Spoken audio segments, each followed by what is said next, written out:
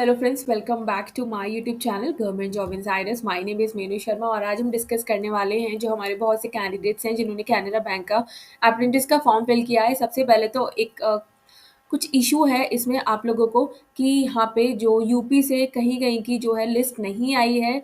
कहीं-कहीं पे जो यूपी में आई थिंक कहीं 300 पोस्ट थी, कहीं कुछ पोस्ट थी जहाँ पे उसका नाम ही नहीं है, यानी आगरा है, यानी कौन-सा ये स्टेट है, स्टेट में उसका मतलब वहाँ से कोई सिलेक्शन नहीं हुआ है या क्या नहीं हुआ। तो देखिए अब इसमें तो शायद मैं आपकी कोई मदद नहीं कर सकती क्योंकि इन्होंने तो लिस्ट निकाल दी है। इन्होंने तो जितना हो सकता है अपनी तरफ से यही लिस्ट निकाली है अब तक, और ये सब आंध्रा की है, जैसे उसके बाद ये इन्होंने असम की है, बिहार की है। इन्होंने सिर्फ़ ऐसे लिस्ट निकाली है, बिहार में जैसे पटना हो गया।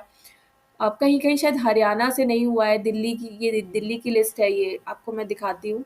ये गुजरात है, उसके बाद हरियाणा में करनाल वगैरह की लिस्ट है, ये सारे करनाल से हैं। और आई थिंक हरियाणा में सिर्फ करनाल की। अब ये यहाँ पे जो कुछ कैंडिडेट्स हैं जिन्होंने कहा था यूपी में कहीं से जो 300 समथिंग पोस्ट थी, वहाँ की तो कोई सिलेक्शन नहीं हुई है। तो अब मुझे ऐसा लगता है कि इन्होंने वेटिंग लिस्ट और मेरिट लिस्ट के बारे में तो कुछ भी डिस्कशन नहीं किया था नोटिफिकेशन में। अगर आप नोटिफिकेशन को खोल के देखोगे, वहाँ पे कहीं भी मेंशन नहीं था कि वेटिंग लिस्ट आएगी या सेकंड मेरिट लिस्ट आएगी। फाइन, क्योंकि अब आज डेट है 27th ऑफ नवंबर और 4th ऑफ दिसंबर को आपको जो है अपने वेन्यू पर जाना होगा डॉक्यूमेंट वेरिफिकेशन के लिए, जिसका सेंटर भी अभी नहीं आया है। ये देखिए, ये इसकी ऑफिशियल वेबसाइट है, मैं आपको खुद ही दिखा रही हूँ यहाँ पे।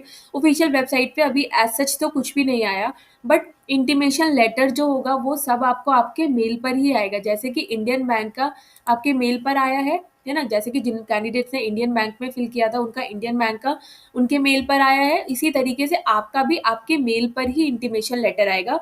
सारी चीज़ें मेल पर ही आएंगी।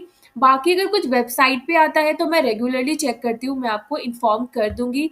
आप एक बार यूट्यूब की पोस्ट भी चेक कर लिया कीजिए, समटाइम्स मैं वहाँ पर भी डाल देती हूँ कि मेरिट लिस्ट आउट या union bank merit list out और कैनरा बैंक, ठीक है। आपको यूट्यूब की पोस्ट को भी रेगुलरली चेक करते रहना है क्योंकि हर किसी का इंडिविजुअली रिप्लाई करना it is very difficult for me, क्योंकि बहुत ज़्यादा डिफिकल्ट हो जाता है सबको लाइन बाय लाइन रिप्लाई करना। मैं जितना कोशिश हो सकता है आपको रिप्लाई करती हूँ, ठीक है। तो यहाँ पे यही है, अभी तक तो सेकंड मेरिट लिस्ट का मुझे नहीं लगता कि कोई सेकंड मेरिट लिस्ट या वेटिंग लिस्ट आएगी, और ये भी अभी बिल्कुल फाइनल मेरिट लिस्ट नहीं है, मैं आपको बताती हूँ। अभी बहुत से कैंडिडेट जो है डॉक्यूमेंट वेरिफिकेशन में आउट हो जाएंगे।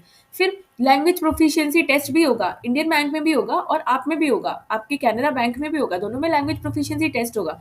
लैंग्वेज प्रोफिशिएंसी टेस्ट में जो कैंडिडेट पास नहीं कर पाएंगे उनका कैंडिडेचर भी रिजेक्ट होने वाला है, फाइन। क्योंकि बहुत से कैंडिडेट कोई यूपी से है तो कोई नॉर्थ ईस्ट से भर रहा है, या कोई कहीं से है, कोई साउथ से भर रहा है।